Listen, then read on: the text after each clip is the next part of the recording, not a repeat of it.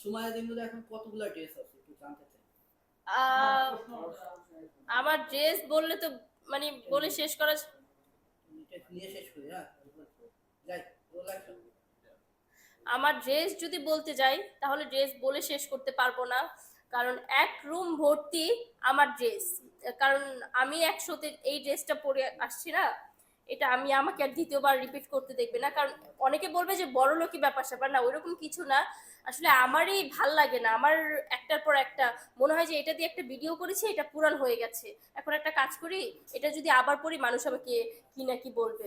এক রুম ভর্তি ড্রেস আমার, এক ওয়ার্ড্রোব ভর্তি ড্রেস, আবার এক আলমারি, 3 পার্টের আলমারি ভরা আমার ড্রেস, আবারও বাসার ভিতরে আমার ড্রেস এখানে পড়ে থাকে ওইখানে পড়ে থাকে, মানে রাখার জায়গা পাই না। মনে হয় যে মানুষের থেকে ড্রেস ড্রেস তো অনেক বেশি। আচ্ছা, এই ড্রেসগুলোর দাম কত পার ড্রেস আমি তো আর এখন যেহেতু ওয়ান টাইম ইউজ করে তাহলে কি এগুলো খুবই সস্তা না? না না না, সে কি বলে না বলে, আমার রুচি বললাম না খুবই ভালো। আমি পুলিশ প্লাজার থেকে যেহেতু শপিং করি, ম্যাক্সিমাম শপিং গুলোই আমার পুলিশ প্লাজা প্লাস হচ্ছে বসুন্ধরা, যমুনা ফিউচার পার্ক, তারপর কোথায় যেন ওই মার্কেটটা ইস্টার্ন মল্লিকা। তো এইসব জায়গা থেকে না আমার শপিং করতে মন চায়, কারণ ওই যে অনেকে থাকে না ফুটপাতে ঘুরে ঘুরে মার্কেট করবে, রোদে চেহারা পড়ে যাবে হ্যান ত্যান, আমার এটা আমি আমার কথা হচ্ছে আমি এক দোকানে যাব, আমার ওইখানে ড্রেস পছন্দ হবে, ওইটা নিয়ে আমি চলে আসবো। তো আমার মনে হয় ওইসব জায়গাগুলোতে শপিং করে অনেক মজা।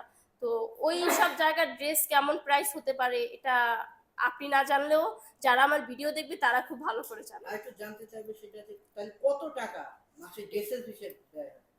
নিচে হলেও হচ্ছে আমার পার ড্রেসের দাম থাকবে 5,500, যদি একদম নিচে বলতে চাই তাহলে 5,500, 10,000, 20,000, অনেক সময় দেখা যায় যে আরো বেশিও পড়ে। তো মাসে আমার অনেক টাকা যা কামাই সব ড্রেসের পিছনে খরচ করি। আনুমানিক 10 লাখ? না না, এরকম না, এরকম না, এই 1-1.5 লাখ তো হবে।